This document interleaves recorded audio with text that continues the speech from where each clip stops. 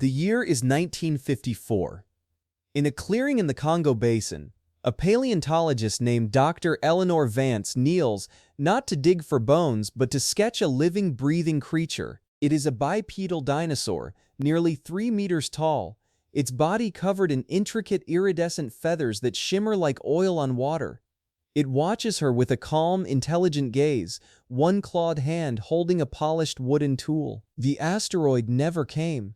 66 million years ago, a rock the size of a mountain, hurtling through the void on a trajectory that would intersect with Earth, veers slightly.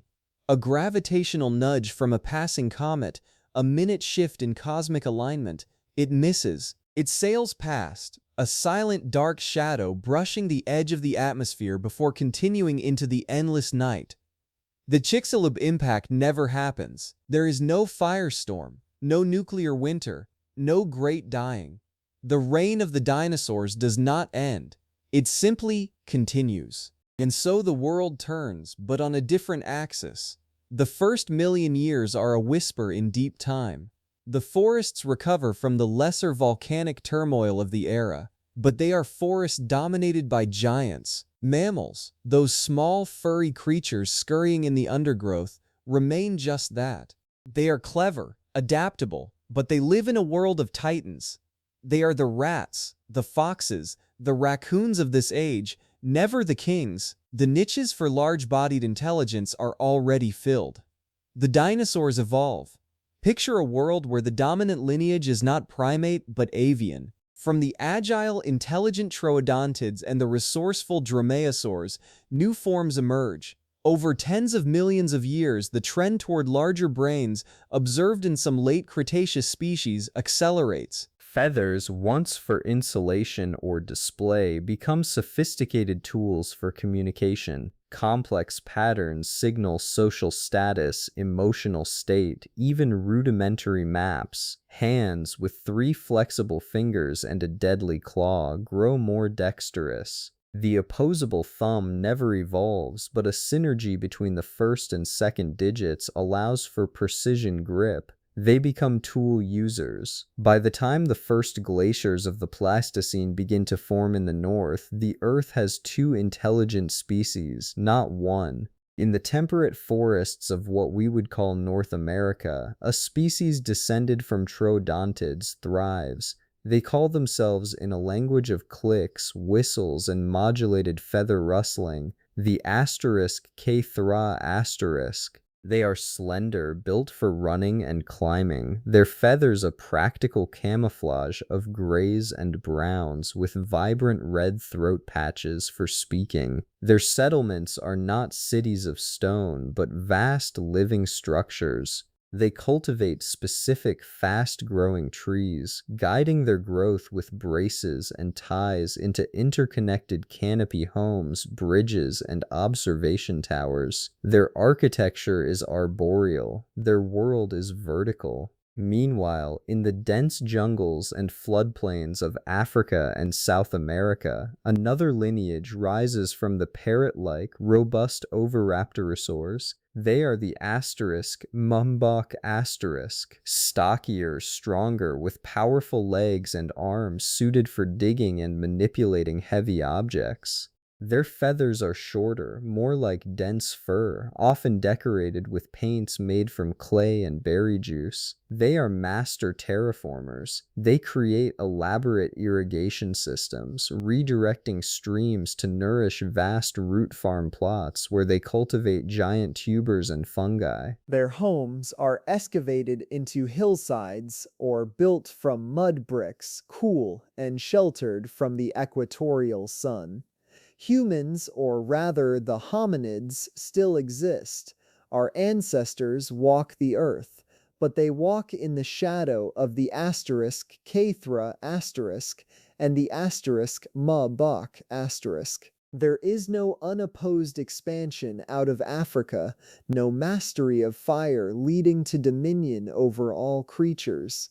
Instead, early Homo species develop a different kind of intelligence. They become exceptional diplomats, translators, and traders. Their small size and nimble bodies make them ideal intermediaries between the two vastly different dinosaurian cultures. A group of Homo heidelbergensis living in the borderlands between a *Cathra* forest and a *Ma-Bach* valley might learn both sets of signals, broker exchanges of tree seeds for digging tools, and become valued, protected guests. They are the mice that know the ways of both the eagles and the badgers. They survive through symbiosis, not supremacy. The wheel is invented by the *Ma-Bach*, but it is not used for chariots. It is used in massive, treaded vehicles for moving Earth and shaping their landscape. The concept of the arch is discovered by the *Cathra* employed in their living tree bridges. Writing does not emerge on parchment or clay, but on woven feather pattern mats for the *Cathra*, and on etched river stones for the *Ma-Bach*. Their histories are tactile, three-dimensional. Let us focus on a single thread in this vast tapestry.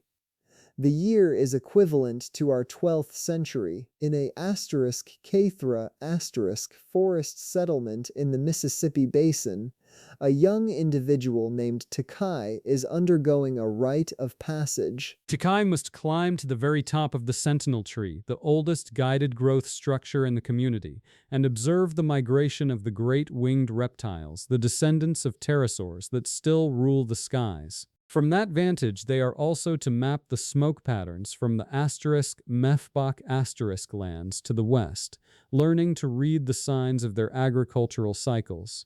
Takai's feathers are ruffled by a nervous wind, the climb is arduous, the bark slick from morning rain, but at the top the world unfolds.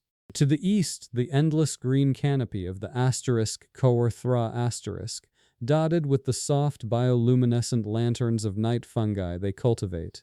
To the west, the geometric patterned fields of the *Mefbach*, their irrigation channels gleaming like silver threads in the sun. And above, the majestic, leathery winged forms of the sky giants, circling on thermals.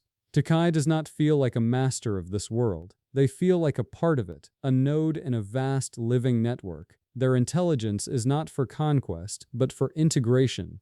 The age of exploration looks utterly different. When the equivalent of our 15th century arrives, the *Cathra* of Asia, master sailors who build sleek feather sail ships from lightweight laminated woods, do not discover new continents. They reconnect with the *Mebach* of the Andes, whose mountain terracing cultures have flourished for millennia.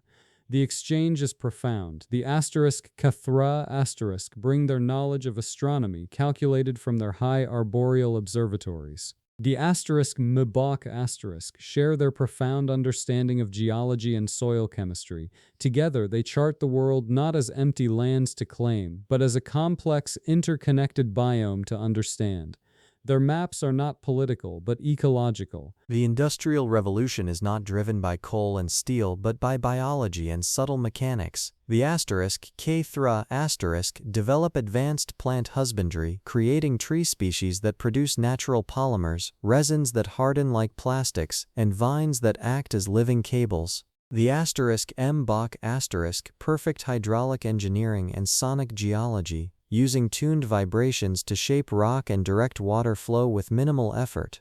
Their cities grow, but they grow in harmony with the landscape. A *Cathra* metropolis is a forest so intelligently cultivated it provides shelter, transportation, and food for millions. A *Mebach*, great city is a terraformed valley, a symphony of waterfalls, cultivated caves, and hanging gardens. And what of war? Conflict exists, but its nature is changed. The psychology of these species is different. Their social structures are deeply communal, their identities tied to their specific ecological niches. Large-scale, territorial conquest is rare. Warfare, when it occurs, is more like a severe, ritualized competition, a great game of resource management. A dispute between two *Mbok* river cultures might be settled by a mandated public contest of terraforming. Each side must attempt to rehabilitate a damaged landscape within a set time, with the superior result winning the rights. The concept of total war against the environment, which would be suicidal for being so intimately tied to it, never emerges. Now to our ground-level story. It is the equivalent of the early 20th century. A hominin descendant, a species of Homo that has evolved into a slender, graceful form with a capacity for complex vocal language, works as a curator in a great library in a hybrid city where *K** and *Mbok* cultures meet. Her name is Liana. She is not a human as we know it. Her skin is covered in fine, dark fur, her eyes large and adapted for the dim light of the library's organic growing walls. Her job is to maintain the memory vines, a living archive where historical records are stored in the sequenced growth patterns of specially bred plants. By touching a vine and feeling its nodes, a trained reader like Liana can interpret the stored information. A treaty, a scientific discovery, a poem. Today she is helping a young *Kthra* scholar access the records of the first transoceanic dialogue. The scholar's feathers are painted with the subtle dyes of a student. Liana's fingers move gently over the vine, her voice a soft hum as she translates the growth patterns into the whistling clicks of the *K** language. She is a bridge. In this world, her species never built pyramids or wrote symphonies, but they became the keepers of memory, the facilitators of understanding between the great civilizations. Their pride is not in dominion, but in connection. The world of the mid-20th century, when Dr. Eleanor Vance kneels in that Congo clearing, is one of profound, stable complexity. There are no nation-states as we know them. There are ecological polities, cultural networks spanning continents, linked by living communication systems, pulsed light through fiber optic fungi, low-frequency sound through dedicated rock channels. Their equivalent of a satellite is a bred, high-altitude plant that filters sunlight and transmits data through patterned leaf drop. Their equivalent of the internet is a mycorrhizal network, a fungal web connecting root systems across vast distances, capable of storing and transmitting complex chemical signals. When Dr. Vance looks up from her sketchpad, the dinosaurian being, *Mbok* artisan, approaches. It does not see her as a threat or a curiosity.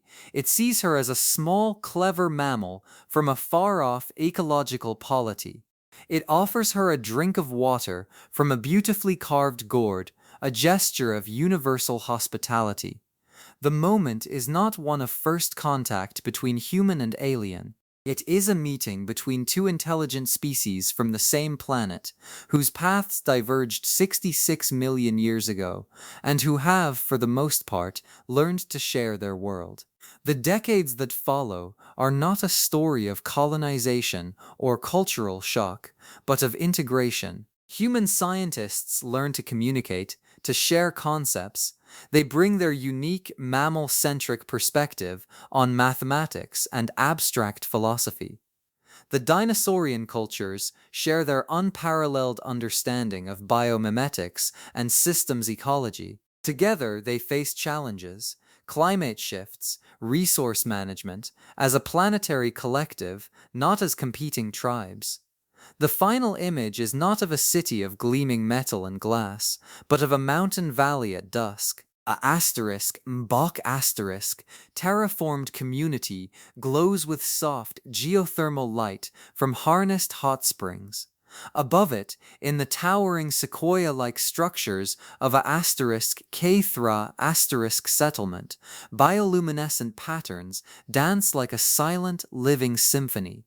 And in the valley below, a community of hominins tends to a vast garden of memory vines, their content now a fusion of all three species' histories. In the air, the descendants of pterosaurs, smaller now, glide on the evening winds, their shadows crossing over all three kinds of intelligence below. A world where the asteroid mist is not a world of dinosaurs ruling over primitive humans. It is a world of multiple simultaneous intelligences, each shaped by its own evolutionary journey, each finding its place in a vast, intricate web. It is a world where the question, who rules the earth, has no single answer. The answer is the forest, the valley, the network, the shared living planet itself. Thank you for exploring this alternate history with us. The mock artisan's name, as Eleanor would later learn, was Koro. Its feathers, a tapestry of earthy umber and mossy green, were etched with fine white lines that mapped the tributaries of the local river system, a living record of its homeland. The polished wooden tool it held was not a weapon, but a calum used for measuring the salinity of soil and etching those very readings into ceremonial gourds. It watched Eleanor's charcoal move across the paper, its head tilted in a manner so recognizably curious. When it offered the gourd of water, its three-fingered hand was steady, the deadly claw on the second digit carefully sheathed against its palm. Eleanor took the gourd, her own hands trembling only slightly. The water was cool, faintly sweet with the taste of some unknown fruit. She drank, then offered a sketch of her own, a quick, respectful study of the calum. Koro's nictitating membrane flicked across its large, dark eye. It produced a soft, grinding hum from deep in its chest, a sound Eleanor's guide, a hominin named Nuru, would later translate as a sign of thoughtful appreciation. This was not a lost world, it was a present, vibrant one, and she was the visitor from a distant, quieter branch of the Tree of Life. Her expedition, funded by a cautiously intrigued Royal Society and the newly formed Interspecies Academic Accord, had taken 2 years to arrange. The journey to this specific clearing in the Congo Basin, a diplomatic neutral zone between a *Mafa watershed polity and a *K-Thra canopy network, had involved travel on a *K-Thra windship, a vessel that moved with an eerie silence through the sky, its sails made of a million interlocking adjustable feathers. She had walked along a *Mafa road, not paved, but a gently resilient living mat of woven roots that pulsed with slow, nutrient-rich fluids beneath her boots. Nuru, her guide, was a senior memory keeper from a local hominin community. His people called themselves the *Leeson*, the speakers. His frame was slight, his movements economical and quiet, his large, luminous eyes missing little.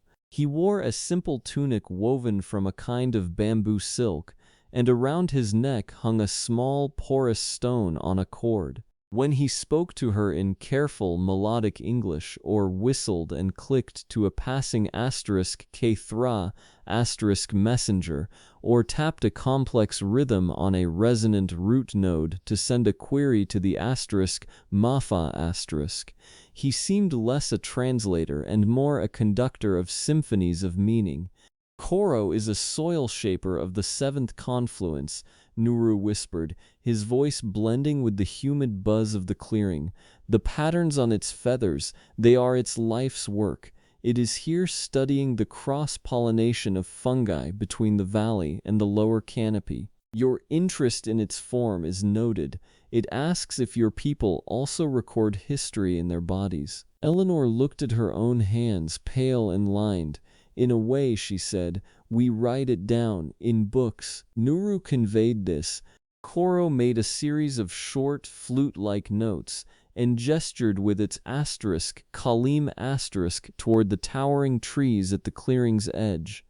It says, Nuru interpreted, that books are quiet. A good soil record, or a canopy growth pattern, sings. It changes with the rain and the sun. A book is a fossil. A sung record is alive. That evening, in the *Leeson* guest hut, a structure grown from a single gigantic fungus, soft and dry inside. Eleanor tried to write in her journal. The words felt inadequate. She was a paleontologist. Her entire career had been built on reading the stories of bones, of endings. She had pieced together tragedies from shattered femurs and layers of iridium-rich clay. Here, there were no mass graves of extinct giants. The giants were alive, and they were philosophers. She thought of the world she came from, a world where one species, her own, had surged forward in a frantic, brilliant, often terrifying sprint to fill the vacuum left by the dinosaurs. Her 20th century was one of steel, smoke, and radio waves, of devastating wars fought over abstract lines on maps, of a burgeoning, anxious awareness of the damage that singular dominance could cause. Her journey here had been propelled by equal parts scientific wonder and a deep unspoken hope that there might be another way to be intelligent, to be civilized. Outside, the clearing transformed.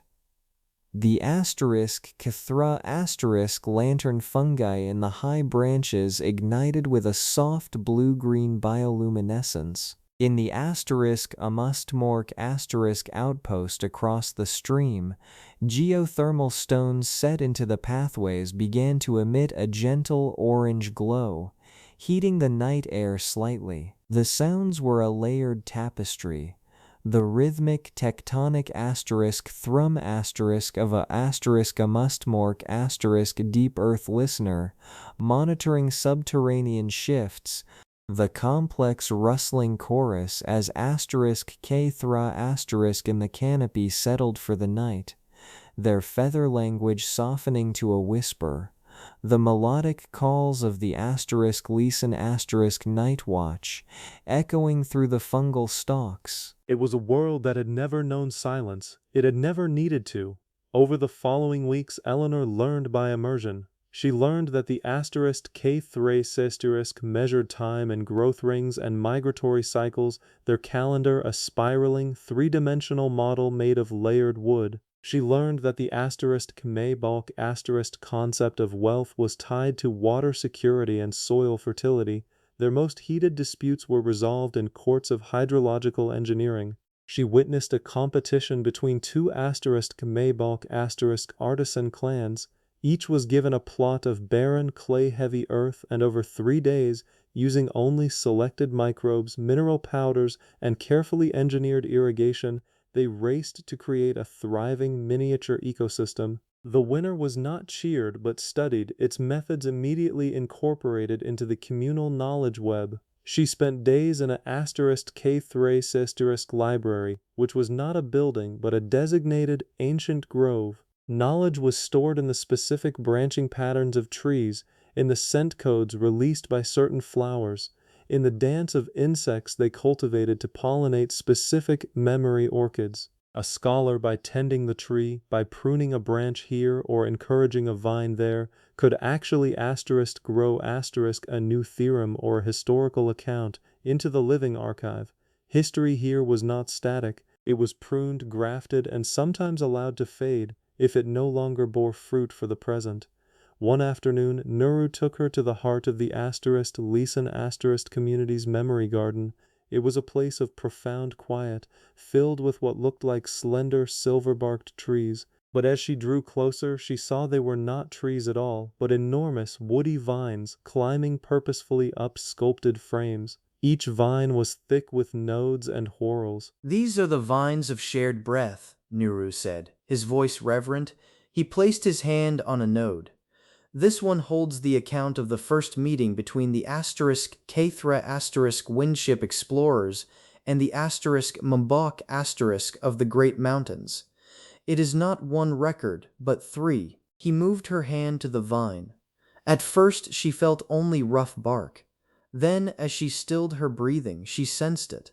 Subtle variations in texture, in temperature, a faint, rhythmic pulse. The *K3 record is in the pattern of the leaf scars here, angles and intervals. The *Mbok* record is in the density of the wood layers, and our record, he said, guiding her fingers to a series of almost imperceptible ridges, is here. We wove them together. To understand the whole story, you must read all three. One perspective is just a root, alone in the dark. Eleanor felt a pang of something akin to grief for her own world's histories, so often a single shouting voice drowning out all others. Here, truth was a braid. Her most profound lesson came unexpectedly. She was sketching a particularly elegant *Kthra* windcatcher, a set of tuned feathers that converted breeze into a humming, musical note used for signaling, when a commotion rippled through the clearing. A group of *Mbok* emerged from the forest path, their postures tense, their feather coats dusted with a strange gray powder. They carried a woven litter, on which lay another *Mbok*, its breathing labored, one side of its body scorched and cracked. Nuru appeared at her side, his usually serene face tight. "An accident," he murmured. "A team was sculpting a new hot spring channel in the eastern hills. There was a breach in a geothermal pocket. Steam and rock." A *Kthra* healer, summoned from the canopy, descended on a living lift vine. Its medical kit was a collection of pods, mosses, and lichens. The two species, so different in form, worked seamlessly. The *Kthra* applied a cool blue moss to the burns, its feathers trembling as it emitted low-frequency sounds that seemed to soothe the patient. The *Mbok* companions produced a clay-like paste from their own pouches, reinforcing the moss pack. They worked not with the frantic urgency of a human emergency room, but with the deliberate, focused rhythm of a collaborative ritual. Later, Eleanor asked Nuru about it. "Is there a hospital?" He considered the word. "A place of healing? Yes, but not separate. The *Kthra* healing groves are also their nurseries. The *Mbok* healing springs are their mineral sources. To be healed is to be reintegrated into the living system. The injury is not just to the body but to the network. The healing mends both." That night, under the singing stars, Eleanor understood the core of this world's peace. It was not an absence of conflict, but a fundamental architecture of interdependence. The *Kthra* needed the deep earth minerals the *Mbok* could access. The *Mbok* needed the canopy-filtered rainwater and the specific pollinators the *Kthra* cultivated. The *Leeson* and hominins like them needed the protection and the niches provided by both. Their intelligence had evolved not to break the world apart and reassemble it for their sole use, but to listen to its myriad voices and find a way for all to speak. Her own species, she realized, had evolved in a quieter, emptier world. The ecological niches for supreme generalists had been open, and humans had rushed in, filling the silence with the noise of their own ambition. Here the noise had never ceased. The dinosaurs had continued their conversation, and the mammals had learned to whisper within it. When the time came for Eleanor to leave, Koro the soil shaper came to see her off. It presented her with a gift, a small carved gourd, like the one from their first meeting. But this one was etched with a pattern. Nuru helped her read it. "It is a map," he said, "not of places but of connections. This curve is the river here. These lines are the fungal threads in the soil. These points are the canopy nodes above. And this," he pointed to a small delicate mark in the center, "is the clearing where you knelt and drew. It is a record of this moment, in the *Mbok* way. So you can take a piece of the song with you." Eleanor's eyes stung. She had come to study a living fossil, and instead she had been given a mirror, one that reflected not a primitive past, but a possible, parallel present. The journey back to the coast, and eventually onto the steamship that would carry her back to England, felt like traveling from a symphony into a solo performance. The world seemed both louder and emptier. She spent the voyage in her cabin, filling her journals not just with sketches and data, but with a new, aching vocabulary of concepts her world lacked. She returned to a London shrouded in coal smoke and the tense politics of a Cold War.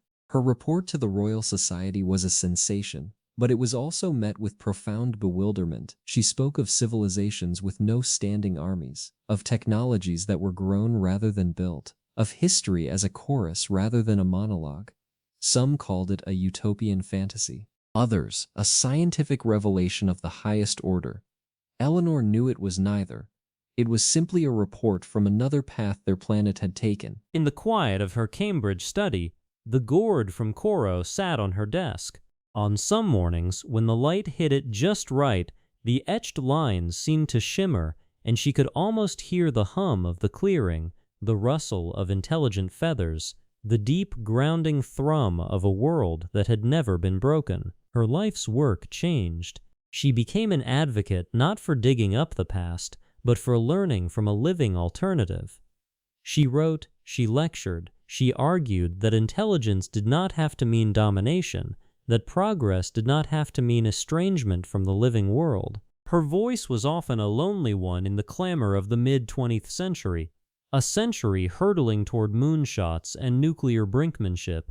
But sometimes, late at night, she would trace the lines on the gourd and remember the view from Nauru's village at dusk.